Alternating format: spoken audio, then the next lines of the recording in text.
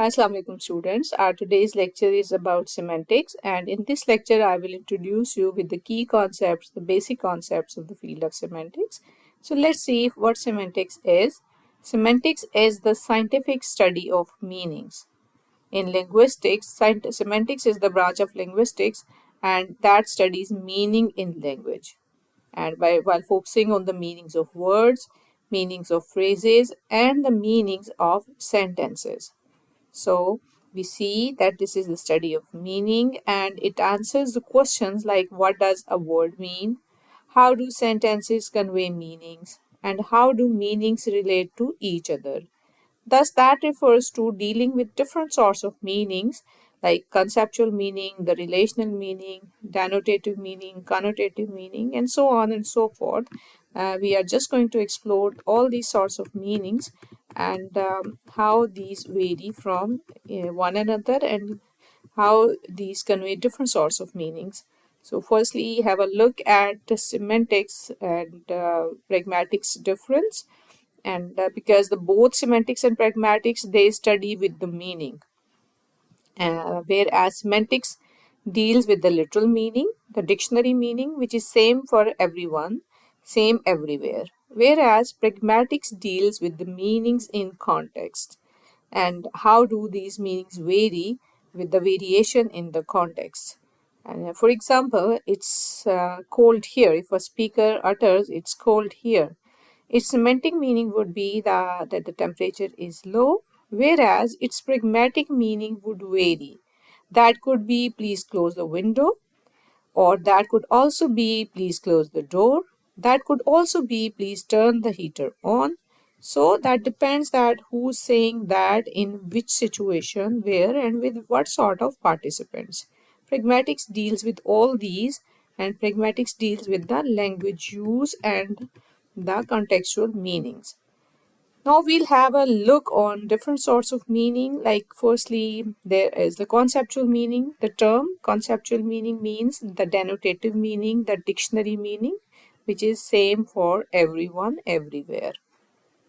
For example, look at the word horse, or you look at horse and you see that this means a four-legged animal and which is used for carrying loads or for traveling and for different sorts of purposes, and it has got historical connotations as well, but its denotative meaning would be that it's a four-legged animal.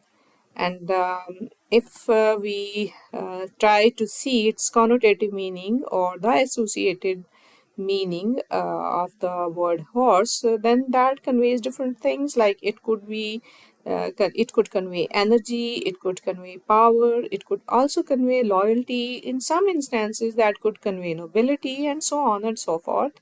We may also take the example of lion, and lion that is also a four-legged animal, wild animal, and its connotative meaning, if you say lion, if you refer to somebody as a lion, and you may refer to the bravery of that fellow, so that its connotative meaning would that be of bravery. And we look at the term home. So home is a place to live. Its semantic meaning, its conceptual denotative meaning would be a place to live, a place for living. And its connotative meaning or the associated meaning would be that it suggests warmth, it suggests comfort, it suggests family. There are also social meanings, the cultural meanings, and they vary from culture to culture, from language to language. And for example, if you utter father, dad, or you say abba, they would be referring to different connotations and they would be giving a great deal of information about the social context and the culture and the level of politeness. If you say uncle, in Pakistani culture, uncle is used as a term of respect to refer to the individuals who are not very familiar to you. You simply call them uncle in order to give them a respect, not familiarity actually, who are not related to you. Or if you do not have any relation, but they are the elders, that's a form of respect. But if you say chacha, taya, mamu, so that would mean that they are your relatives. And either that also has different like further associations, further social meaning, that either they are your paternal relatives or your maternal. If you say chacha taya, that means that they are your paternal relatives, whereas mamu would mean your maternal relation. Then there are affective meanings which suggest speaker's emotions, refer to speaker's emotions or attitudes. If you say something like cool, that sort of phrase, you fool, that suggests that you are angry. Then there are collocative meanings as well. Collocations actually mean words that commonly occur together. Like you would say strong tea, but you will not say powerful tea. That will be wrong. You will say heavy rain. You may say fast food. And so these are the terms which mostly occur together. You take an exam, you give a speech. So these words occur together and they convey certain meanings. You could not use some similar synonymic expressions to convey the same idea in collocations. Next, we move towards the next concept or the key term of lexical semantics. And we see that lexical semantics deals with meanings of words and relationships between them. So, the first concept in lexical semantics is synonymy. And synonymy that refers to the relationship between two or more words that have the similar meanings or that are nearly same in meaning. But in English, we see that in synonymic expressions or in the synonyms, we see that they do not come with very identical meanings. Rather, they used to have some difference in their connotations, and we would say that the words in synonyms, they come up with the similar meanings but not the same. As we may take this example of big, like big and large, they are synonyms, but big is used in some informal way, whereas large is a more formal expression. Similarly, we see happy, like joyful and happy, they are the synonyms, but joyful is more intense expression as compared to happiness. And if we take the example of start and begin, we see that start is more informal and that used to refer to the concrete actions, whereas begin is more formal and that used to refer to abstract actions. The same is the case with the other synonyms as well. You may come up and you may see that how do they come with the similar meanings, but they would be having the little differences. You could not call that they would be, this is very rare to find very identical expressions in English or very identical synonyms or the words that come with the very same meanings. So this is very hard in English. So there would be slight differences too. You may need to see them. And synonyms are useful because they help you convey yourself in multiple ways and to express yourself by using alternative expressions. So they actually are very much useful when you apply them in your communication with individuals. The next concept is antonymy. Now, what is antonymy? That refers to the relationship of words having contrastive references. So here in this, the words that come with the opposite meanings are called antonyms. And antonyms are also of various kinds, like there are gradable antonyms, there are complementary antonyms, there are relational antonyms. For example, gradable means that you could grade them, like it could be hotter, this is hot, it could be hotter and it could be hottest. So hotter, colder, hottest, coldest. Because that refer to, okay, if the water is hot or the water is cold but it is not warm or it is not lukewarm, because there would be some middle grade as well. But in certain expressions, in complementary antonyms, you may say that these are the binary opposites and where one negates the other. Like if you would be happy, that means that you are not sad, and if you have passed, that means that you are not failed.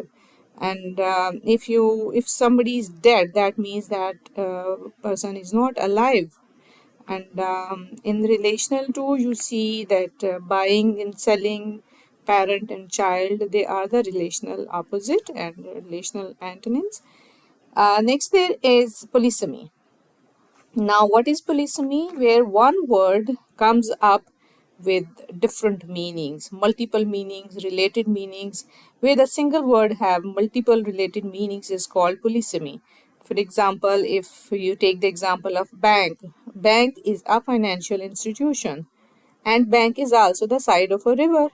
So that depends. In order to see that what does this word bank convey, you need to take into account where this is being used. Like you take the example of light, and you take the example of fast. She's my fast friend. She runs fast. You may take the example of right, R-I-G-H-T, and now you may see that what does this right mean. That could be yes, you are right, or that could also be like he writes with his right hand. So polysemy actually means that the words with multiple related meanings, and for them to see, you need to see the way it is being used. Like head, is this the part of the body, or you are referring to the leader of your department as head, that he is our head. Next, there is homonymy. Now, what is homonymy? Homonymy, that refers to the words which have the same form but unrelated meanings. So homonymy describes those words that have the same form, the same spelling or pronunciation, but different and unrelated meanings.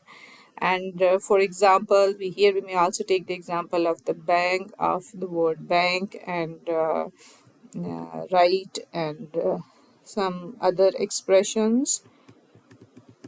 Fan, either this refers to that he is a fan of that celebrity, or it is this fan is working good.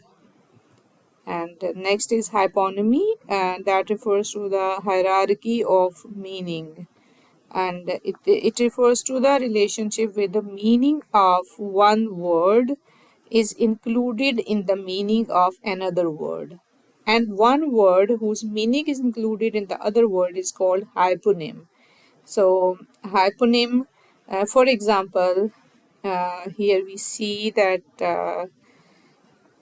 this is animal. This animal is hypernym. This is superordinate, and then dogs is the hyponym of animal, and this is the hyponym of dog, because this refers to the species of one dog. For example, you may say flower. So flower is the hypernym, and rose is the hyponym of flower. You may say bird, and bird is the hypernym, and or you may say animal, and you may give the example of some other animal and then the species of animal. So that would be hyponymic relationship.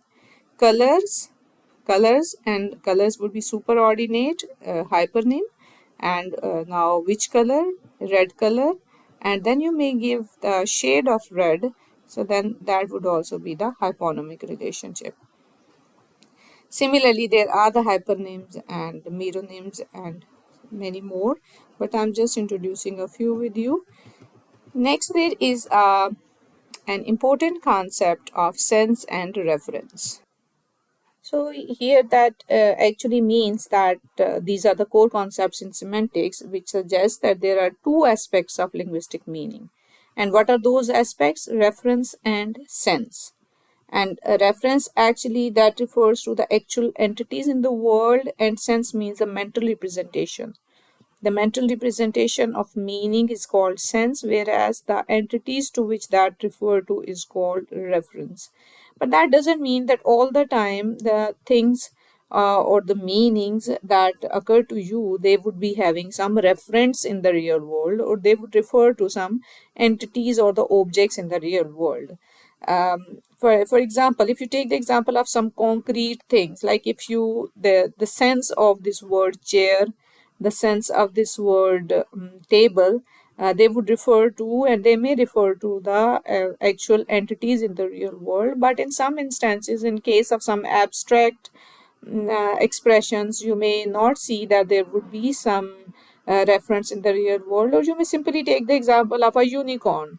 So that is a four-legged creature with horns on forehead, but you may not find that this entity really exists in the real world. In the same case, sometimes you may be having the multiple reference for the same sense. Sometimes you will be having the multiple meanings and sorry, for the same meaning, for the referent would be one, but there would be multiple senses for that referent. But for example, you take the example of this. If we say that the most populous country in the world, so it's the referent, this is the sense, and its referent is China. If you say the country that hosted the World Olympics in 2008, this is the sense, this is the expression, and its referent is China.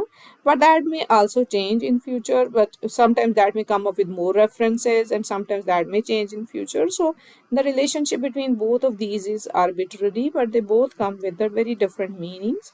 And for this, I want you to take up some research and read more about that so that the idea becomes more clear to you. Next, there is sentence semantics, and this which focuses on how meanings combine in sentences, and the meaning of a sentence that depends on the meanings of words as well as the structure of the sentence. For example, if you say the boy kicked the ball, so yes, we see that this is true. We understand its meaning, but if we see the ball kick the boy, so we may understand that individually the ball conveys a meaning, kicked conveys a meaning, the boy conveys a meaning. But when they are syntactically put together in a sentence, so they do not convey any meaning, and hence they are seen as false expression. A sentence is that means that a sentence is meaningful if we can determine whether it is true or false. So that does not convey any meaning. The sun rises in the east, yeah, by truth condition, this is true. And whereas cats can fly, this is false. And there are the semantic relations between sentences. The first example is entailment. If one sentence is true, another must also be true. Yes, if somebody has said Ali killed Zan, that means that Zan is dead. Ali passed the test, that means that he has passed.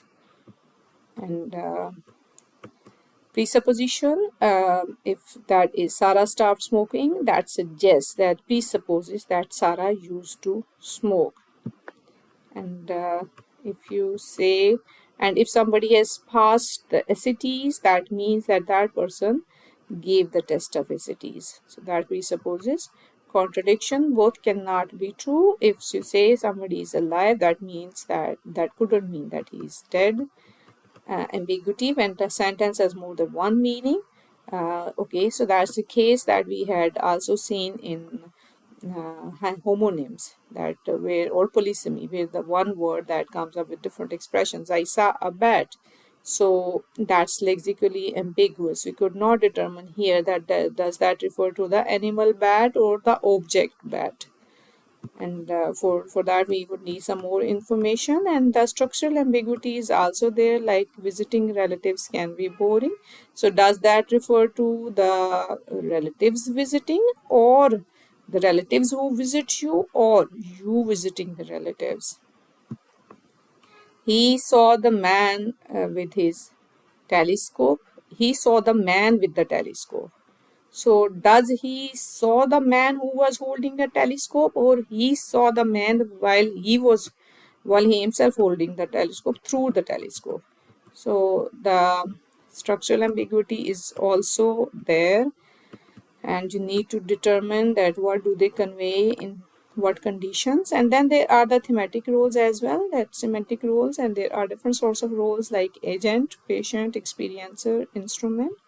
If Ali kicked the ball, so he's the doer of the action, the ball is the affected, and she felt sad, experiencer, he cut bread with a knife. So these are the thematic semantic roles. You may find them in your book chapter as well. Why is semantic important? Because that helps you understand how language conveys meaning, that helps you in language learning, in translation, in literary analysis, in communication. And let's see that how could you determine the meanings, the connotative and denotative meanings of both of these words, snake and mother. I just want you to come up with with your idea about what do you think? What is the denotative meaning of snake and what is the denotative meaning of mother? I guess that would be obvious to you, but I just want to know that how do you see that how snake comes with different connotations and how mother comes with different connotations, and then there are semantic relations. Like I want you to give the examples of so the synonyms of happy and antonyms are fast, as well as I just want you to do the ambiguity analysis and see the chicken is ready to eat. How does that convey different meanings? And these are some things that we have done today. And we have seen that how words convey meaning, how sentences convey meaning, and the relationship between meanings, types of meaning, sense and reference, semantic relations, ambiguity, and thematic roles. So the idea about these key concepts would be a little clear to you.